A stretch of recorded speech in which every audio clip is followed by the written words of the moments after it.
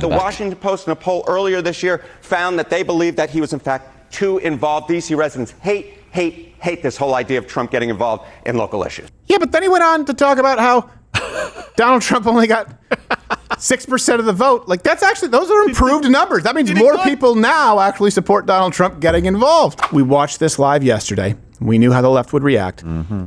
And you really don't hate the media enough. Like you were talking about just now, how it seems almost like they're rooting for America to fail because they want you to believe that Donald Trump is an ally of Putin. They really want you to, they want you to trust your institutions until an institution is being properly run and it's Donald Trump or it's a conservative. So they want to sow distrust in institutions, and they want you to think that your government is fascist. They want the world. You have to understand this. When CNN, when MSNBC, when all of these media outlets are they're broadcasting to the world as they trash their home country. And as it relates to Washington, D.C., a screw up of the left, they're trying to flip this now. It's time to get into D.C. Washington, D.C. is so full of street crime and homelessness. Maybe if you enforce some laws from prudence, you could send the National Guard. Keeping people safe in your city shouldn't be that hard. That's fun. So just to recap for those who missed it, yesterday President Trump announced he was federalizing the D.C. police because of what a cesspool it has become. And of course, the left tried to spin that. Under the authorities vested in me as the President of the United States, I'm officially invoking Section 740 of the District of Columbia Home Rule Act. You know what that is? And placing the D.C. Metropolitan Police Department under direct federal control. And they're standing there and people are spitting in their face and they're not allowed to do anything. But now they are allowed to do whatever the hell they want. At least 140 officers were injured. 5 officers died after the insurrection on the Capitol. And then the president pardoned his supporters. Now he's saying D.C. officers should, quote, fight back and knock the hell out of perpetrators. Are you planning, or is Trump planning to send the National Guard to every city? Is he going to send it to Aurora, Colorado, which has a Republican mayor and a higher crime rate, violent crime rate than D.C.? Is he going to send it to every city? A domestically deployed military force. Because tough on crime. You think it's really about crime? A majority of every single demo tested by the Washington Post in a poll earlier this year found that they believe that he was in fact too involved. D.C. residents hate this whole idea of Trump getting involved in local issues. Yeah, but then he went on to talk about how Donald Trump only got 6% of the vote. Like, that's actually, those are improved numbers. That means more people now actually support Donald Trump getting involved. It's 29%, it seems. So, of course, the city is 71% criminals. It's tough. It skews the numbers a little bit. It's time for the newest edition of Claim Truth. All right. So a lot of misinformation out there. Let's go through the first claim. Nice. That the D.C. Mayor Bowser, this is what you'll see according to the headlines, and I'll show you the clip of what she said. She's appalled at Trump. Mm-hmm. She can't believe it. So let me pull one here. This calls, it says that she called Trump's actions unsettling. This is from The Hill, Washington Post. From USA Today, unsettling and unprecedented. D.C. mayor criticizes Trump's police takeover. So you'd really think that they're at odds. But here's the truth. Mayor Bowser's comments in context are not only different, but actually kind of reasonable. And while this action today is unsettling and unprecedented, I can't say that given some of the rhetoric of the past, that we're totally surprised. I've said before, and I'll repeat, that I believe that the president's view of D.C. is shaped by his COVID-era experience during his first term. And it is true that those were more challenging times related to some issues. It is also true that we experienced a crime spike post-COVID, but we worked quickly to put laws in place and tactics cash bail. that got violent offenders off our streets and gave our police officers more tools. Most have heard from the president's press conference that he has prerogatives in D.C. unlike anywhere else in the country, including his authority given by our home rule charter to require the mayor, to require me to supply services of the Metropolitan Police Department. And he also has control and the ability to deploy the National Guard. The fact that we have more law enforcement and presence in neighborhoods, that could not, that may be positive. Now, I guarantee you I'm not going to agree with her on a whole lot. Yeah. But she did grant, he does have the authority to do this. So where did USA Today get unsettling and unprecedented? She was just saying, well, it's completely precedented. She even cited the law. That was her first line while it is unsettling and unprecedented, he could do this. Yeah, right. I am curious what she means, though, by new laws that are helping. To give them tools. They don't have bail, and what tools are they giving the Well, police? that's the politician speak. And by the way, there's been a new Axios report, and all references available, link in the description, that President Trump and Mayor Bowser have a pretty good working relationship, which is what you would want. Trump even told her, "We're not always going to agree, but you can always come to me." He rhymed it. Yeah. "We're not always going to agree. You can always come to me. Why don't you see? Don't get stung by a bee. Flee, flee, flee." All right. Here's the next claim that you will hear if you were to watch legacy media, because they want to, let's just be honest, they're lying to you. This is all political, or maybe it's racism, because D.C. is actually super safe. Trump says Washington is one of the most dangerous cities in the world, even though D.C. police statistics show violent crime there is at a 30-year low. In Washington, D.C., homicides are down 32%, robberies are down 39%, armed carjackings are down 53%. First of all, that's last year. Assaults with a dangerous weapon are down 27%.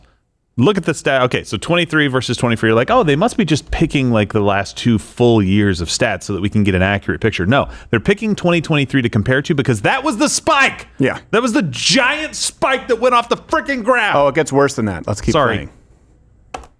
Percent. I don't want to even call them facts. The information that the president cited during his press conference, which of course included comparing D.C. to places like Baghdad and Bogota, Colombia, where we have no accurate reporting about what their crime statistics are. It's also worth noting that violent crime in Washington is actually falling dramatically. The truth, okay? No. Wrong. Historically, that is factually inaccurate. Couple of things.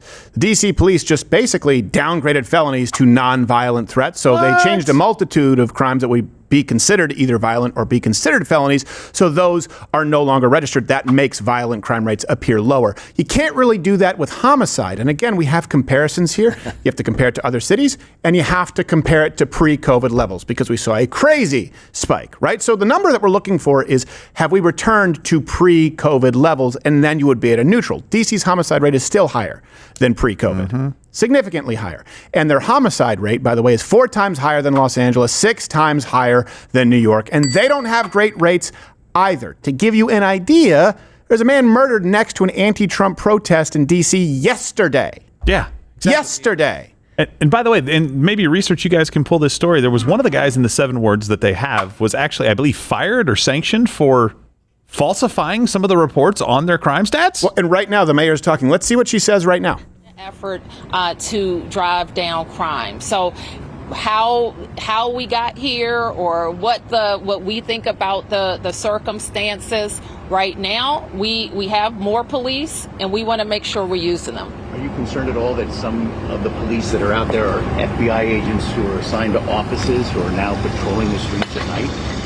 I'm going to rely on the police chief to work with her counterparts to make sure people are being deployed in a useful way. That was a loaded question and a good answer. Yeah.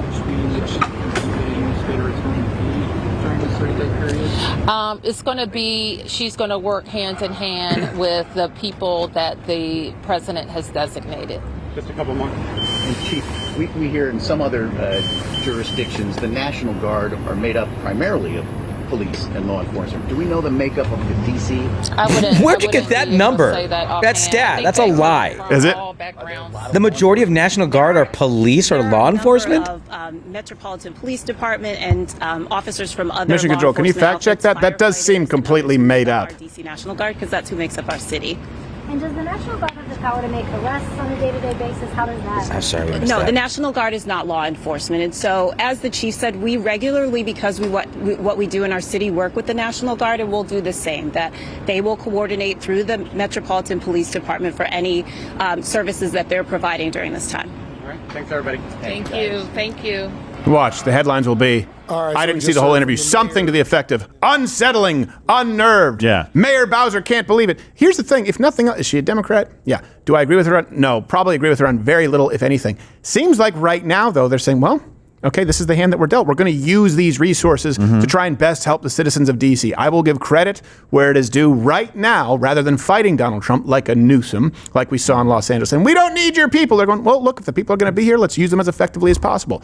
Those are not the headlines you're reading. They require division. Yeah. And it feels like she cares about her city. It does feel like she cares about her city. Yeah, exactly. She's like, hey, this could end up being good. You know what was really interesting? As soon as we went to that, there was something in the background that I think maybe we all missed. There was moms with strollers and 3 kids. You know who likes the city being safer? Those people. Yeah. Those people are like, thank God there are fewer people on the street that might hurt me or my children right now, because I'm pretty vulnerable right here. By the way, the stat, or the thing that I told you about, a DC police commander was recently suspended for falsifying data to improve the city's crime statistics, according to 3 police sources. Yeah. And the homicide rate is still 4 times the rate of New York and LA. I know that's just one of the 7 wards I think that he was working on data for, but still, that has an impact. Come on. Here's the thing. Remember when the left, they'll say, gun control, well, hey, if it saves one life, right? Stripping you of your right to defend yourself. If it saves one life, you have 4 times the murder rate of Los Angeles, 6 times the murder rate of New York. So, hey, how about you stop the soft on crime? How about you stop the catch and release? How about you stop the no cash bail? If it saves one life, 4 times the murder rate of Los Angeles, 8 times the murder rate of New York. 6 of New York. Is it 6? Sorry, 4 and 6. 4 and 6. I'm going by rote here. All right, you guys want to catch me on 6? 4 times LA, 6 times New York. If it saves one life, that's how you know the left doesn't. They don't want to save lives. Crying out loud, these are the people who've spearheaded an abortion holocaust, and they've thrust all of their urban communities into crime-ridden hellscapes. And they're going to try and tell you that crime is going down. It's invariably 2 things that are happening. One, you saw a huge spike, COVID, so of course it's going to come down somewhat because that was borderline escape from New York at that point in time. You guys remember what the Summer of Love was like, which they also encouraged. And 2, they just no longer report crimes or have changed the standards by which they have classified crimes. That's it. Outside of that, crime has been consistently going up, getting worse, so you can believe your lying eyes and your lying ears. And you know who else knows that this is true? Well, Joe Scarborough. A lot of people forget that he's an ex-congressman. They think of him as a morning host who bangs his co-host. He even talked about how people on the left in D.C. are pretty happy about this. I will just go back to the fact that, the people that are cheering this on privately are not like right-wing Republicans. They're not MAGA people. A lot of our friends are in the media, and also Democrats that worked on Joe Biden's campaign, that worked on other campaigns, that are saying, yeah, I'd like to feel safe walking around this city. That's a crazy thought. Are they split screen in the same desk? Yes. I got reprimanded at Fox News because I was on a panel with either Lonnie Davis or Doug Schoen. We were in the same room, and they put us in a quadrant. And at the end of the segment, I said, hey, Doug, high five. And I reached into his square. They told me it makes it seem more international. Oh, wow. So deceptive. Yes. Aha. Yeah. Why do you even care? Stop. I wish I still had that clip. All right. So we've established. I'm sure we could find it. We've established that crime, in fact, has gone up significantly since pre-COVID levels. It was on a bad trend, spiked, still not trending anywhere positive. Okay. We also kind of know why. The left has been in charge of these cities, and you can see it as a direct result of their policies. For more information on that, go see yesterday's segment, which brings us to the next claim. So keep that premise in mind. Keep the facts in mind, because their new claim, their premise is actually more law enforcement doing this is actually an escalation, and it'll make more crime. Coming into CNN from Councilmember Charles Allen of the 6th Ward in D.C.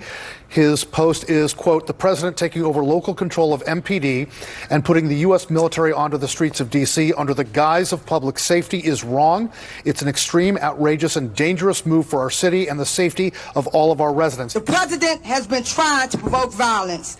Here, Sorry, the right president? Here, in the black communities and in the brown communities. When we add the president federal agents Don't be or the provoked. National Guard Simple. to daily life in these neighborhoods, the burden can multiply. Not by making harm more rare, but making it more visible and more likely to escalate. So be clear, this has been going on. But as you bring more policemen, it's going to escalate. Sounds like a threat. Sounds like a threat to me. They're trying to provoke the black community. Look. If someone says, how about this? Let's make it this simple. You'll call me a racist. I'm okay with it. If someone says something you don't like, and he didn't go out spouting the N-word, so you all got diabetes, just like according to, was it? It's true. Who was the representative who said that? Bowman. Bowman. Was it Bowman? Jamal. Former representative. Yeah, former representative. Fire puller in chief. So that's the reason they've. How about, he didn't go out and do that. He talked about policies that, by the way, should improve, whether you agree with it or not, is designed to improve the streets. Including the streets that black people live on, because those are the most affected by crime. So how about this? If someone says something you don't like, and certainly proposes or enacts a policy that you don't like, and you feel like they're trying to provoke you to violence, don't do anything violent. There's the policeman solution. is there. Yeah, I know. I know this is really hard to get. I know this is really hard to get. Whether a policeman is there or not, don't commit violent crimes. Yes. Because you can't blame it on words that you don't like that weren't even racist. Now, here's the truth, where they say it's an escalation. The exact opposite is true. And this can be verified. You get, a lot of people have tried to memory hole the defund the police movement, right, in 2021. Well, they did that in a lot of major cities. And what did you see? 12 major U.S. cities set homicide records. Records. USA #1. Jesus, this is not what you want to be number one in. And we all said, this is what do you think's going to happen? Yeah. When you defund the police? Well, we saw it. Records, homicide records. And homicide is it's an important metric to use. But what's provoking them? Exactly. If they're not, if the police aren't there, what's provoking them? If you proposing to send in the police, you're going to see more crime. That sounds like you're saying you're just looking for an excuse for crime, right? And I don't know if you know this. None of it's acceptable. Right. I'm also trying to understand the point that she was trying to make. Okay, so you have police in there, and that's going to make it more visible. She said this. It's going to make it more visible. I'm like, well, isn't that good? Don't you want to make it more visible? And that's going to escalate things. Against who? Do you think the police are going to go in and shoot the person being robbed? No. You're afraid that the police are going to go in and actually defend the citizens against the criminals, and that's a bad thing? Well, the problem is being a burglar is a job. Yes. Yeah. That's what you do for a living. What do you do? I burgle. I want all of them to fear burgling or raping or killing, whatever. The police are going to come in and use extreme force on them. That's actually seems like a good thing. It seems like it'd be a deterrent. Also, if you are an armed robber, don't use the term burgling while you're in the middle of it, because it's just going to make them not take you seriously. What are you doing, burgle? You're being burgled. Yeah. Okay. Okay, whatever. You're a nice guy. But let me show you, because they're saying if the cops are more visible, that'll escalate crime. I just gave you the stats, but here's how you know it's not true. Speeding traps. Police know that if you see them, you're more likely to slow down. Yeah. So they hide. And they usually hide somewhere around a bend or beyond a crest where it goes from 60 to 40 and back to 60, right? It's called a speeding trap. If police actually wanted people to commit less crimes, they would have more of a presence. Are you more like, but here's the thing. You're probably approaching this as a mostly law-abiding citizen. All of us break laws every day. We know that because there's so many in the books. If you see a police officer, right, in other words, are you more likely to speed up or slow down? Now let's just apply that to armed robbery. I was going to say arsonry. I was armed robbery. Armed robbing. Armed robbery. It's bottomless muggings. Arson, rape. You see a police officer, you're less likely to do it. Oh, that's right. These people are criminals. None of these arguments stand at all. They don't stand the basic. No. They can't even get the same argument. No. You hear one week, they're going, oh, all these ICE agents, why are they covering their faces? Why are they pulling up in secret vans? Yeah. Why are they hiding themselves and surprising people with warrants? Then it's like, whoa, hey, they're way too out in the open. Yeah, we don't want to see them. Whoa, we don't want to see the police. Then we get nervous when we're committing a crime. It's almost like they just don't want police at all because they want you to be a sitting duck. Right? It's almost like it. It's almost like if you were to create policies that guarantee you, the law-abiding citizen, the American worker, the American taxpayer, who matters to me, not the street urchins. It's almost like you don't matter to them and they want you to be a sitting duck because they want to put you in a state of perpetual fear where they can have control. I don't know how they go, yeah, catch and release will make the average American citizen safer. Yeah, no cash bail will make them safer. Yeah, sanctuary city will make them safer. Yeah, defund the police will make you safer. Yeah, let's just change the definition. Let's just make these violent crimes no longer violent crimes. Think about it. Do you honestly believe when you walk through all of these policies? I used to say don't attribute to malice what can be chalked up to ignorance. Mm-hmm. It's malice. It's malice. They want you, the law-abiding American working citizen, tax-paying citizen. They want you turned into a criminal. That could be because you own guns. Could be because of wrong thing, because you see in Europe.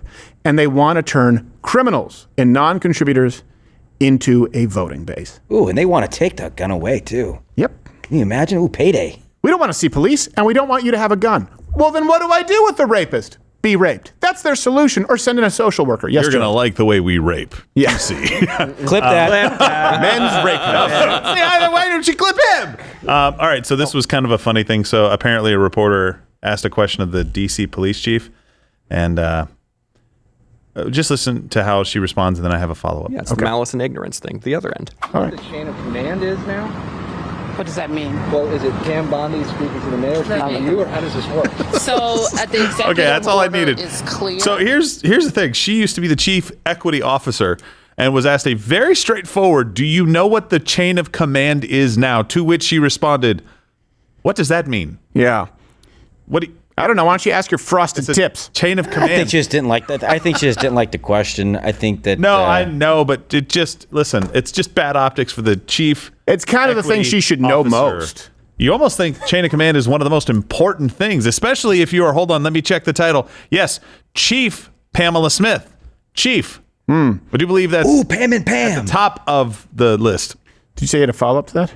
That was the follow-up. Oh. Not Pam and Pam go hand in hand. I'm lost. Pam Bondi and Pam. I was thinking. I didn't realize that's right. Her name was Pam. I was just still picturing the lesbian haircut. She looks like a sort of mulatto Drew Carey after he's lost weight. Can I see it again? You want to see the lesbian That's chief? all right. That's all right. All right, guys. Thanks for halting this momentum. It was. Is there more? No. Okay. All right. This is another one though. This is pretty funny. Bonus claim. I guess you hit the claim. Why not? Can we keep that? So.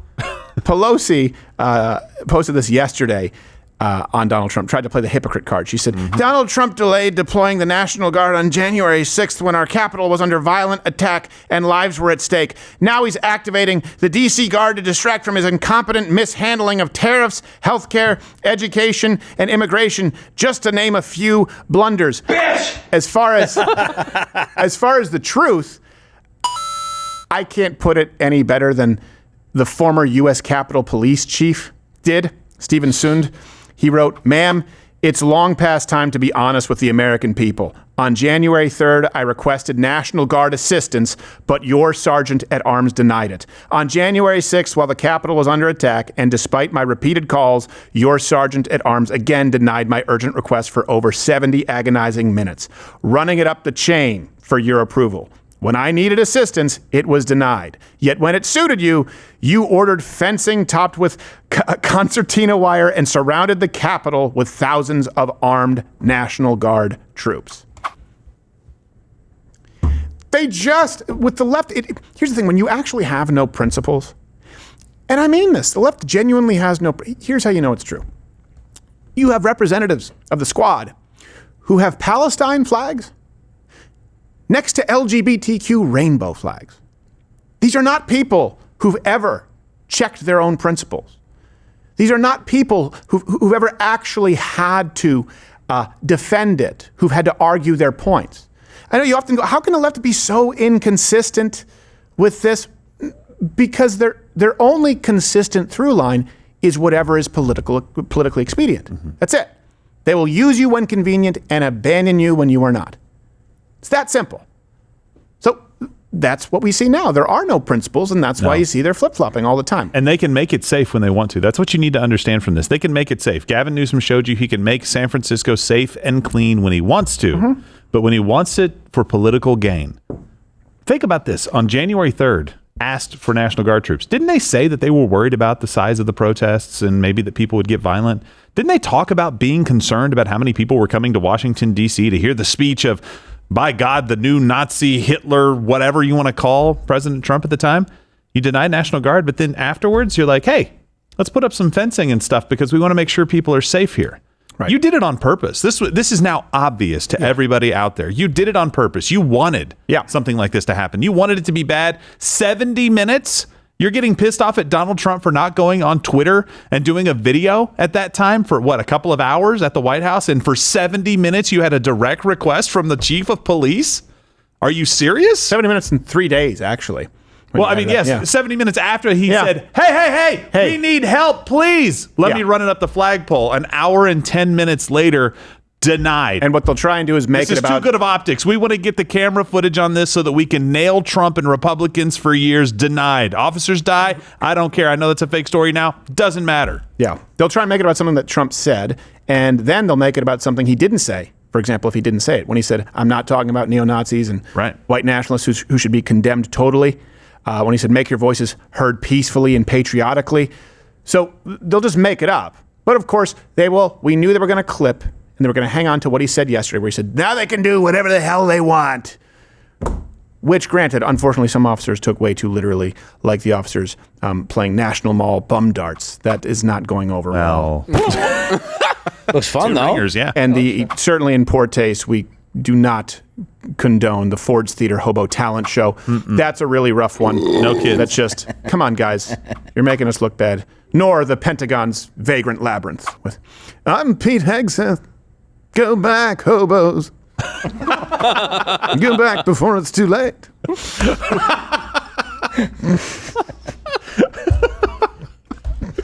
You had to do it, didn't you? I saw crack, baby. All right. Oh, you're still here, which is a miracle in the age of Instagram and shorts. I think you have some shorts up there. You have an attention span that is longer than that of a fruit gnat. So thank you. I'm glad you probably would like it a lot more if you actually head over and subscribe on Rumble. I'm live there 5 days a week, 11 a.m. Eastern, where free speech is still alive. Go to Rumble. Get off the social media ghetto that is YouTube, with a lot of homosexual activity here on YouTube. There may be some on Rumble, but I haven't seen it.